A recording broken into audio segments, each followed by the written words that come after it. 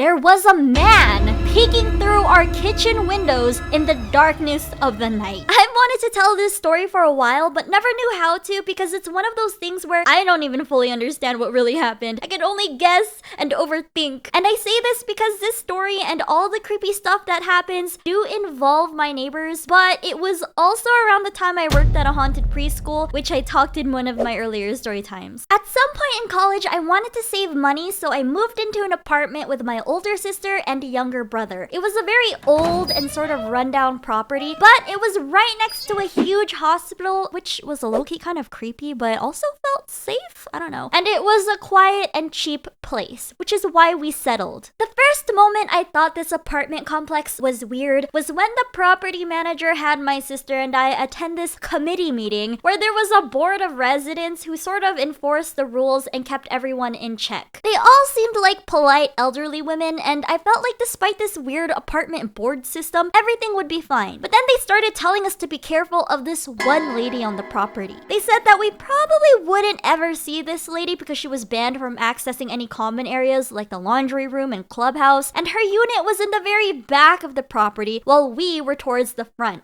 All they said about her afterwards was that she wasn't all there and she would get aggressive with other residents, but we'll never run into her, so don't worry about it. A couple of weeks of us living here had already passed, and just like they said, we never bumped into this so-called aggressive crazy lady. Now, with our apartment, we only get one assigned parking space near our unit, which my sister ended up occupying with her car because she got home from work later into the night than I did. I would have to park my car way in the back of the property where the first come first serve extra parking lot was. From there, I would then use my scooter to scooter all the way to our front unit. One day I was coming home after a long day of both work and school and a long 1.5 hour commute drive through rush hour traffic. I was exhausted and I wanted nothing more than to shower and knock out. I was scootering away from my car towards my apartment when I noticed this tiny old hunchback lady making her way to the parking lot behind me. I didn't think anything of it, but something in me made me want to turn around anyways. And the moment that I did, I see this hunchback lady taking pictures of my license plate. I knew I was allowed to park there, but I don't like confronting people. And it's not like I parked like an asshole, so I decided I was just going to ignore her and walk away. Maybe she doesn't recognize my car or know I'm a resident here since I just moved. But then, this lady starts taking pictures and videos of the inside of my car. And this is when I got really uncomfortable and called her out. "Excuse me, can I help you?" "Excuse me, can I help you?" This lady just kept ignoring me, and I'm already super tired after a long day, so at this point, I start growing an attitude. And I'm getting a little angry because I just want to go home, and who wouldn't feel violated when someone's taking pictures and videotaping the inside of your car while also ignoring you? So I scooter up right behind the lady and I ask her again, "Excuse me, this is my car. Do you need something?" "Can I help?" "I'm taking a video!" Now, when I tell you, this lady's face scared the shit out of me. We were never told what the crazy lady we were warned about looked like, but at this moment, I knew this was her. And I figured I should probably avoid her. So I scootered away. Not long after that confrontation, my sister and I started experiencing very unusual activity around this apartment complex. Late at night, around 10 to 11 p.m., a woman would show up around our unit whistling in this very specific way.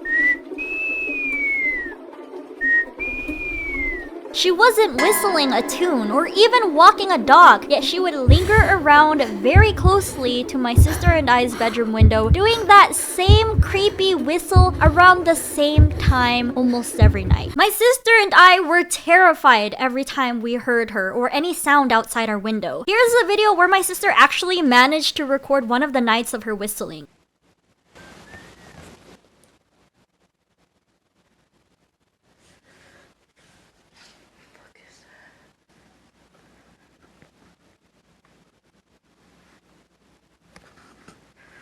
We never found out why the woman was always whistling outside our window so late at night, but I remember reading about superstitions online that explained how whistling at night invited bad luck and energy, or how it had something to do with but I didn't want to scare myself any further, so I stopped trying to find answers and convinced myself it was just some senile old woman who had a really odd nightly routine. I would go to bed really scared, staring at the window, being so paranoid of every little sound. Some of you can relate, right? Maybe you don't have a crazy lady whistling outside your window, possibly doing a ritual for your demise, but maybe you struggle to sleep at night from the unsettling silence and anxiously wandering eyes that try and distort that coat hanging on the coat hanger into the girl from The Ring. I definitely would have benefited from just using a sleep mask and maybe some white noise in the background. You know, maybe something like one of the sponsor of today's video, Manta Sleep. From luxurious, soothing, and breathable silk to weighted masks to even built-in razor-thin Bluetooth headphones, Manta Sleep offers some of the most advanced and comfortable masks on the planet. The C-shaped adjustable eye cups have zero pressure and are 100% blackout, making it super comfy for side sleepers like me who also take daily afternoon power naps. I didn't even know it was possible to have earphones built into a sleep mask. Now I can play my airplane ambiance sounds to sleep comfortably. Manta Sleep is having their biggest sale of the year, so act fast and take advantage of these insane deals by clicking the link in the description or comments below and use code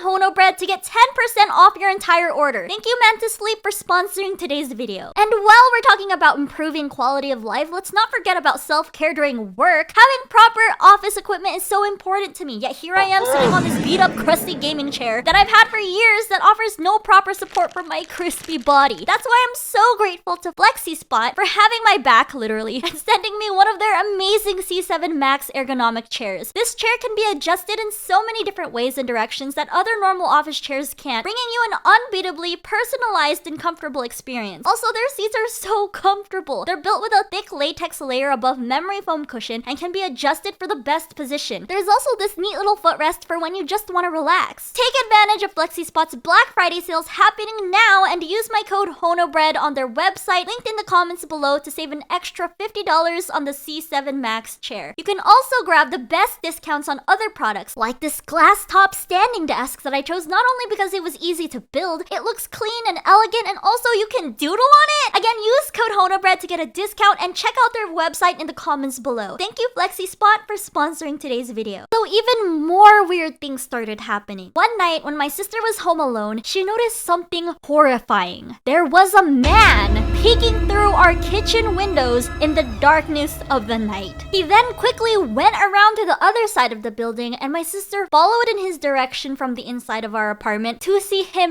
peeking through her bedroom window. After realizing that she saw him, he quickly ran away. I came home later to my sister freaking out about it, but there was nothing we could do at the time since he had left and we had no proof of him being there. The next day, we came home to see our living room window wide open. Someone had clearly broken into our window from the outside and got into our apartment. And the first thing my sister does is rush inside, which is like, what the f***? Who does that? There could have been someone in there hiding, and who knows what their intentions could have been. Thankfully, we didn't find anyone inside the apartment, but oddly enough, there were no valuables missing. My sister called the police, but they told us there was nothing they could do since no one was there at the scene and no crime technically happened. So we set up a security camera near our door and bedroom window and also called the landlord to let her know what was happening. The landlady said that by my sister's description of the man, she suspects that it might be the crazy lady's son, who also lives in the back of the property with her. Then she said he was also kind of really weird, so she'd go over and ask them about it later. Later, we were told that the son was the one looking through our windows, but he just wanted to know if the unit was still vacant. Even if that were true, why look into our windows? Why not just ask the landlord if you were so interested in an available unit? Like, be so for real. Believe it or not, more crazy things started happening, like my sister being followed home by a strange man who waited for her to get out of the car and only went away after she flashed her phone lights at him. and then me getting followed home by a strange man, and then getting approached by the security guard of the nearby hospital who let me know about it. And aside from those weird neighbors, we also started experiencing weird, I don't know, incidents within this apartment, like coming home to the toilet paper of our bathroom being neatly extended all the way to the hallway very unnaturally, and my Google Home playing very eerie, distorted music in my bedroom while my sister was home alone. You? Your thing is on.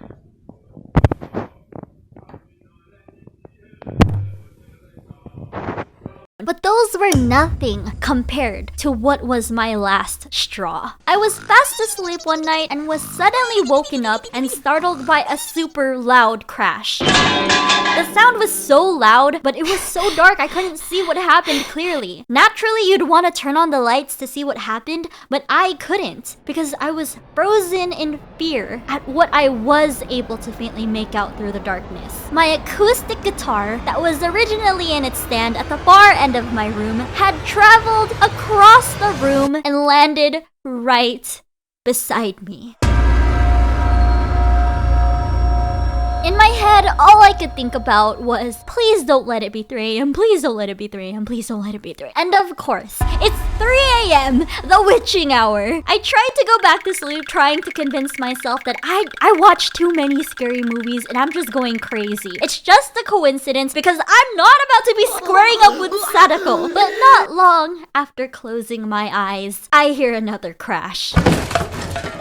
I peek out of my blanket to see the fan that was sitting on my desk fallen over, along with 2 of my Disneyland mini ears that fell off of their hooks from the wall. Followed by footsteps running towards my bedroom door, but then stopping right in front of it. I'm freaking out, messaging my sister, asking if she was the one who woke up to frantically check on me, even though I knew it wasn't her, because my sister would have said something or come in the room or even call out to me. Also, the running didn't sound like it could have come from her. It sounded like it came from a barefoot child. I think it's because of these footsteps and the prank-like toilet paper incident that made me think maybe something followed me home from my haunted preschool job. But I also couldn't help but wonder, did the whistling at night have anything to do with it? Did the crazy hunchback lady curse me? Or was something already present in the apartment when we moved in? Which wouldn't be weird given that we lived right next to a hospital. I forgot to mention that when we moved in, the previous tenants left like 2 couches, one that had a mysterious Lego toy hidden inside of it, which again was weird. Or maybe my sister and I are just crazy and delusional from all the stress and it literally was just a Lego toy that innocently got left behind. Regardless, this place had bad vibes. We were considering calling our church pastor to come and bless our apartment, but instead, we just set up a pink Himalayan salt lamp in my room to, I don't know, purify the negative energy, and my sister also burned some sage for some more cleansing or something. We're not super spiritual, so I don't know if it really did anything, but nothing else creepy happened afterwards. Except the whistling lady, that never really stopped. I also stopped acknowledging the scary stuff happening at my preschool job and just kept to myself at this apartment. What do you guys think? Do I just watch too many horror movies and psyched myself out over nothing? I don't know. All I know is I'm glad I moved out of there after a year and don't have any of those creepy neighbors or scary experiences anymore. We still sometimes see the crazy lady at the local laundromat though. Just in case you missed it earlier, FlexiSpot is having their Black Friday sale now, so if you're looking for an ergonomic chair for long hours of working, gaming, or drawing, FlexiSpot provides the best support for sitting all day. Don't miss out and use my code Honobread to save an extra $50 on your C7 Max chair.